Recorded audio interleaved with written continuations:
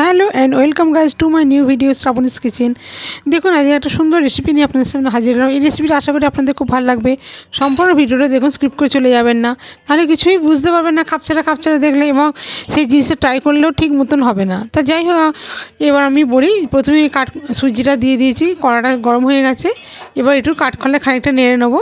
নাড়ার পর আমি এতে একটু ঘি দিয়ে দেবো, 1 চামচে বড় চামচেরই ঘি দেবো।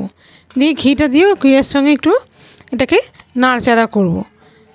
এবার ঘিয়ের সঙ্গে একটু ভালো করে নাড়াচাড়া করে নিয়ে তারপর আমি এটার মধ্যে দিয়ে দেবো 2 চামচ আমুল দুধ, দিয়ে সেটাকেও একসঙ্গে নাড়ব। তারপর দুধটাকেও সেইভাবে নাড়াচাড়া করে নিয়ে, আমুল দুধটা কিন্তু গুঁড়ো, শুকনো আমুল দুধ, মানে লিকুইড নয়। তারপরে আমি এটা দেওয়ার পর তারপরে দিয়ে দেবো যে বাটি মেপে সুজি নিয়েছি সেই বাটি মেপেই চিনিটাও দিয়ে দেবো। দিয়ে এবার ভালো করে সব একসঙ্গে নাড়াচাড়া করে নিয়ে জল দিয়ে দেবো। তারপর জল দিয়ে খানিকক্ষণ ফুটতে দেবো। ফুটে গেলে এতে একটু ভ্যানিলা এসেন্স দিয়ে দেবো সুন্দর স্বাদের জন্য, গন্ধের জন্য। তারপর নামিয়ে দেখাবো কি করব। তা যাই হোক, দেখুন রেসিপিটা সম্পূর্ণ স্কিপ করে চলে যাবেন না। আর যদি ভিডিওটা ভালো লেগে থাকে তাহলে অবশ্যই আমার পাশে থাকুন, চ্যানেলটাকে সাবস্ক্রাইব করবেন। আর নিত্য নতুন রেসিপি পেতে শ্রাবণীস কিচেন চ্যানেলকে সাবস্ক্রাইব করতে হবে, না হলে আপনারা কিছু দেখতে পারবেন না, সবটাই মিস করে যাবেন।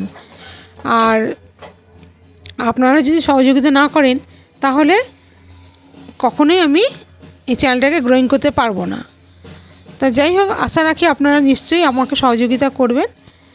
নিয়ে এবার আমি ওই দেখুন চিনিটাও সব দিয়ে দিলাম। দিয়ে এবার এটাকে নাড়াচাড়া করে নিয়ে জল দিয়ে দেবো। দিয়ে তারপর আমি এটা ফুটতে দেবো।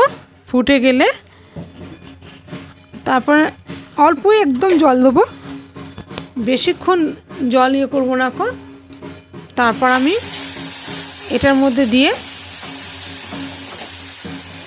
খানিকক্ষণ এটাকে নাড়াচাড়া করে নিলাম। তো সবটাই দেখুন সমস্ত পরিমাণে সব কিছুই ঠিকঠাক দেওয়া হয়েছে। নিয়ে এবার আমি জলটা একটু দেবো। দিয়ে এবার জলটা সমপরিমাণেই দেবো, এক গাদা জল দেবো না। নিয়ে আমি এটাকে ফুটতে দেবো। বেশ খানিকটা ফুটে যাওয়ার সঙ্গে সঙ্গেই, আর সুজি তো তাড়াতাড়ি জলটা শুকিয়ে যায়, তা আমি ফোটাতে দিয়ে জলটা যখন শুকিয়ে আসবে তারপর আমি এতে জল এবার ভ্যানিলা এসেন্সটা দিয়ে দিয়েছি। এবার এটা আমার হয়ে গেলে এরপর আমি এতে আমি এবার এটাকে ভ্যানিলা এসেন্সটা দিয়ে দেবো। একটু সুন্দর গন্ধ স্বাদ দুটোই হবে। তা দিয়ে এবার এটাকে নাড়াচাড়া একটু করে নেব। এবার নাড়াচাড়া করে নিয়ে তারপর আমি এটাকে নামিয়ে ফেলবো। এবার যে পাত্রটা ঢালবো সেই পাত্রটার মধ্যে একটু ঘি ব্রাশ করে রেখেছি। এবার এইটাকে ঠান্ডা হওয়া অবধি অপেক্ষা করতে হবে, ঠান্ডা হওয়া পর্যন্ত। এবার ঠান্ডা হওয়া পর্যন্ত অপেক্ষা করতে, তারপর এটাকে আমি খুন্তি দিয়ে কেটে নেবো।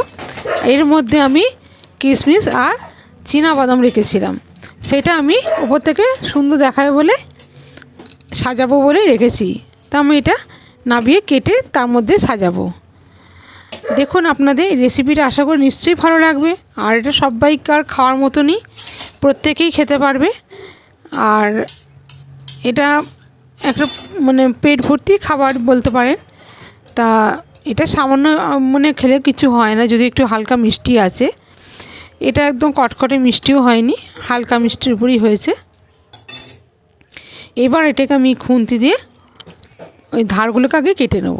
কেটে নিয়ে চৌকো শেপে নিয়ে আসবো। নিয়ে এসে আমি স্কোয়ার করে কেটে নেব। কেটে নিয়ে তারপর ওপর থেকে বাদাম আর কিশমিশটা সুন্দর দেখাবে বলে সাজানো। নিয়ে আমার তৈরি হয়ে গেল আজকে সুজির মিষ্টি। দেখুন আপনাদের কেমন লাগলো এই রেসিপিটা। আশা করি নিশ্চয়ই ভালো লেগেছে। আর যদি ভালো লেগে থাকে তাহলে নিশ্চয়ই আমার পাশে থাকবেন, আপনারা সহযোগিতা করবেন। আর এই রেসিপিটা আপনারা ট্রাই করতেই পারেন, দেখবেন অসাধারণ খেতে হয়। আর যদি ট্রাই করেন অবশ্যই আমাকে কমেন্ট করে জানাতে ভুলবেন না যে আপনাদের কেমন লাগলো। তা এটা একটা খুবই সাধারণ রেসিপি, আর তাড়াতাড়ি হয়েও যায়, আর খেতেও খুব ভালো লাগে।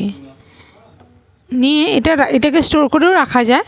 যেহেতু বেশি আমি জল দিই কোনোটাই না, সবটাই একদম ড্রাই মতন করেছি। এই দেখুন সমস্তটা খুন্তির সাহায্যে আমি সব কেটে নিলাম।